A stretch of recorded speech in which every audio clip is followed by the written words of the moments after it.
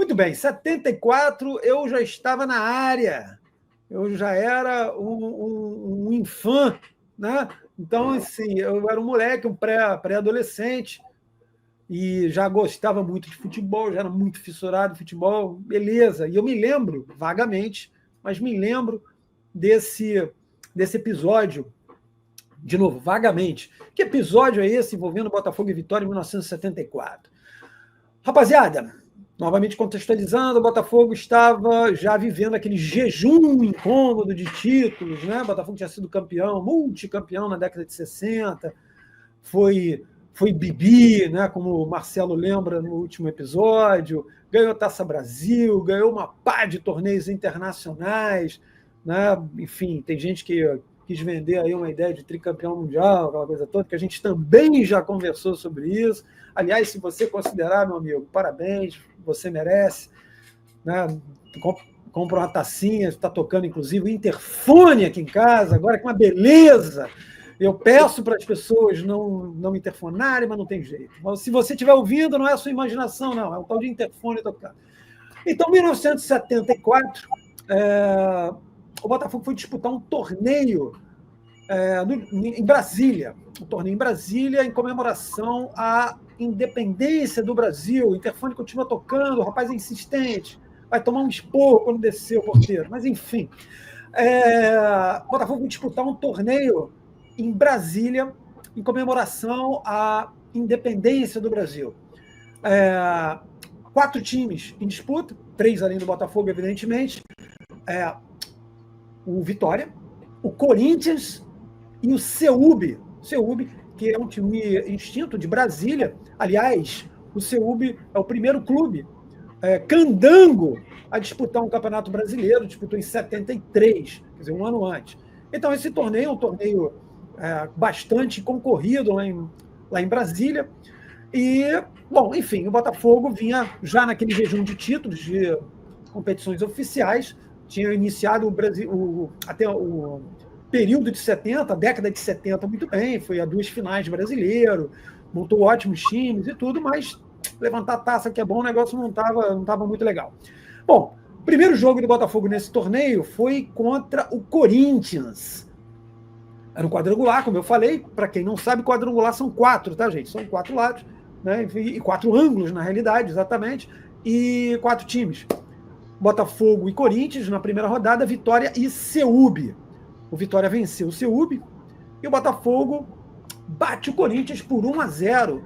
Gol do nosso Nilson Severino Dias, faltando 2 minutinhos para terminar o jogo. 1-0 Botafogo, gol do Gazela Negra, do Nilson Dias. E aí o Botafogo se credencia para jogar a final desse torneio contra o Vitória. Bom time do Vitória, hein? Bom time do Vitória. Eu vou falar rapidamente só de alguns nomes desse time do Vitória, só para que você entenda. Tinha um cara chamado Mário Sérgio Pontes de Paiva, cara. Um cracaço. Se você não viu, meu amigo, você perdeu. Nós tivemos o privilégio de ter o Mário Sérgio no Botafogo entre 76 e 78. Aliás, em 76, o que aquela criança jogou no Carioca, ele era considerado o melhor jogador do campeonato até se machucar. O Botafogo sentiu muito a ausência do Mário Sérgio, jogava demais. Mário Sérgio Pontes de Paiva fazia parte, estava iniciando a carreira, saindo do juvenil do Flamengo, foi para o Vitória, arrebentava. O centroavante do Vitória era o André Catimba, que nós já citamos aqui em um episódio. O André Catimba fez muito sucesso na Bahia e fez muito sucesso no Grêmio, cara. O cara fez o gol que acabou com o jejum do Grêmio em 77, e mais importante, mais emblemático, mas não, né? Mas tão emblemático quanto esse gol foi a comemoração maluca desse doido, que ele dá um salto mortal, ele chega lá em cima e fala, e agora, o que eu faço? E ele não sabia o que fazia e chapou, mano. O cara se machucou na queda, foi um negócio impressionante. O André Catimba era um centroavante bastante conhecido no Nordeste. O ponta-direita. Ô, Marcelo, mostra por gentileza o nosso sininho, mais uma vez, por gentileza. Então, era o Osni, que era um pouco mais baixo que esse sininho. O Osni era um ponta-direita mínimo, mas era o capeta. Eu soube que o Osni, uma vez, foi tirar uma foto 3x4, saiu o corpo inteiro. Exato, né? Para vocês verem, é impressionante. Era impressionante o Osni, mas o Osni era um ponta chato, muito rápido. Muito bom. Muito rápido. Inclusive, tem até uma história, eu gosto de histórias, né? Um Bavi, que ele parou na frente do Romero, lateral esquerdo do Bahia, que veio jogar no Botafogo em 79. Isso está documentado. Ele gingava para lá, gingava para cá, driblava para lá, driblava pra... parou na frente do Romero. O Romero pulou e puxou os cabelos dele assim, cara. Isso está documentado. Não imagem, né? Mas vários textos da galera da época. O cara era o capeta. Então, o time do Vitória tinha bons jogadores, era um time bem complicado. E agora o time do Botafogo é o seguinte. Aí o time do Botafogo, como eu falei que eu já estava na área, essa rapaziada eu tive o privilégio de ver jogar. O Botafogo, nesse dia, aliás, um jogo contra o Corinthians, jogou com o mesmo time. O treinador era um tal de Zagallo, tá? Não sei se você já ouviu falar.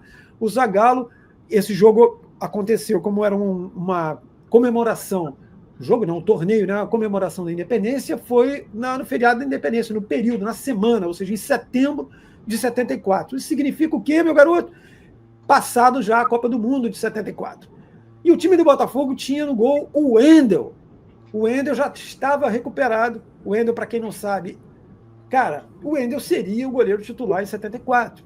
Até a imprensa de São Paulo já tinha jogado a toalha, e o próprio Leão, tem entrevistas do Leão, obviamente, com perdão da má palavra, puto, porque tinha perdido a posição, mas o Wendel muito possivelmente seria o titular. O Wendel acaba se machucando na fase final da preparação, já na Alemanha. Ele sofre uma lesão em um dos joelhos e é cortado. Ou seja, 3 meses depois, o Wendel já estava recuperado. Eu falei o Wendel ou o Leão, né, que se machucou? Falei o Wendel, né? Porque eu fiquei com o Leão na cabeça aqui. Bom, mas enfim, 3 meses depois, ele já estava recuperado. Então, o Wendel é o goleiro. Na lateral direito, o nosso multi-homem, Valtencia, o homem que jogava em várias posições. Para quem não sabe, jogava de lateral direito, lateral esquerdo, back central, quarto zagueiro, volante, até de falso ponta, fechando ali, né, para o Marinho poder descambar, enfim.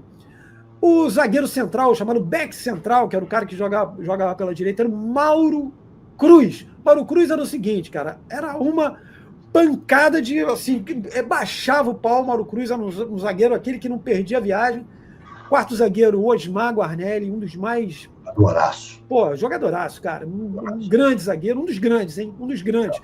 Quando a gente for fazer, inclusive, gente, eu até já estou fazendo um spoilerzinho, um dia a gente podia fazer um episódio sobre as nossas seleções de Botafogo de todos os tempos, né? Seria bem interessante isso para a galera. E fazer um timezinho também depois dos grandes jogadores que não ganharam títulos pelo Botafogo. Caras que jogaram durante muito tempo, foram grandes jogadores e não ganharam. Osmar é um. Osmar é um zagueiraço que, infelizmente, não foi campeão com o Botafogo. Na lateral esquerda, tinha um jogador que eu não sei se você já ouviu falar, um tal de Marinho Chagas, que era... Cara, quem teve o privilégio teve, quem não teve, um abraço, porque foi um cara que marcou a época. Meio campo Botafogo? Pô, bruxa. Beckenbauer é do Nordeste, meu amigo. Era pouca coisa, não. O meio campo do Botafogo jogava, naquela época, já no 4-3-3, tá, gente? O Zagallo era o treinador, então o Zagallo implementou isso no Botafogo, fato. O Zagallo já era a incorporação, né, do 4-3-3, ele era aquele ponto esquerdo que jogava recuado, e quando ele passou a ser treinador, ele criou uma espécie de escola no Botafogo. O Botafogo passou a jogar muito no 4-3-3 em função do Zagallo. O meio campo do Botafogo, Ney Conceição. Opa! Ney Conceição era uma sumidade, que habilidade. O Marco Aurélio, que foi uma das maiores revelações. O moleque veio da praia, foi para o juvenil, ninguém pensou, colocou no juvenil, jogou no juvenil com o Nilson, com o Galdino, com o Roberto Carlos, com o Osmar, voou baixo, foi muito rápido, a ascensão. Só que o Marco Aurélio era aquele jogador, inclusive universitário, foi um cara que tinha um nível acadêmico bem alto. Ele jogava, tipo, não por diversão, não é isso, mas ele não tinha a mesma, vamos dizer, a mesma gana dos outros, né? Mas era um jogador de uma técnica extraordinária, um jogadoraço, um moleque com uma grande potencial incrível. E o terceiro homem de meio campo era o nosso Dirceuzinho. O Dirceu, da Copa do Mundo de 74, aliás, o Marinho também, né? Estava lá dando seu showzinho à parte. O Dirceu compunha o meio-campo. O ataque do Botafogo, o Zequinha já tinha sido negociado. O Zequinha, o grande Zeca Diabo, que eu falei sobre ele no episódio passado, se não me engano. O Zequinha tinha sido negociado com o Grêmio. E o Botafogo estava jogando meio que no improviso ali. Jogou o Puruca, que a gente vai falar sobre Puruca também. Puruca meio que injustiçado, hein? As pessoas falam do Puruca como se Puruca fosse qualquer nota, e não era. Puruca era um jogador bastante... Não era um estilista, mas era um cara bastante interessante. Mas, enfim. Aí tem gente que vai falar, Puruca não jogava nada. Tu nem lembra, amigo. Não nem lembra, tá? Então jogou Puruca meio improvisado lá direito. Nosso Nilson Dias. E fazendo companhia ao Nilson, é Lobo Fischer, né? Fischer. Então, assim, o time do Botafogo era um time bem legal. Esse jogo com vitória, Botafogo vence por 1-0, gol de Nilson Dias mais uma vez, cara. O Nilson era demais. Nilson faz o gol aos 8 minutos do primeiro tempo. Curioso é que o Zagallo utiliza a mesma substituição, ele usa a mesma formação dos dois jogos e utiliza a mesma substituição que é a entrada do Jorge Luiz, que era um cara que veio da base, era uma espécie de meio atacante, jogava pelo lado esquerdo e tal. Nas duas ele coloca o Jorge Luiz no lugar do Fischer. O Jorge Luiz fez muito sucesso no Ceará Sporting, né? Enfim, o Botafogo vence o Vitória por 1-0 na final e conquista o torneio Independência, em 1974. Lógico, a gente estava vivendo um jejum já incômodo, que a gente achava que ia acabar no ano seguinte. Não, no ano seguinte acaba. No ano seguinte acaba. Nossa, durou ainda muito tempo. Mas em 74 o Botafogo conquista um torneio contra dois bons times. O Corinthians, para quem não sabe, vice-campeão paulista, tinha Ado no gol, Rivelino, Vaguinho. O time era muito bom. O time do Corinthians era muito bom. O Brito, nosso Britão, jogava lá também, já tinha saído do Botafogo, tinha ido para o Corinthians. E o Botafogo vence o Vitória. Um Vitória que é um time arrumado, não era um cata-cata de torneio, não. Foi um torneio bem legal. E o Botafogo vence esse torneio, batendo Vitória. Vitória, um dos próximos confrontos do Botafogo nesse brasileiro, vence por 1-0.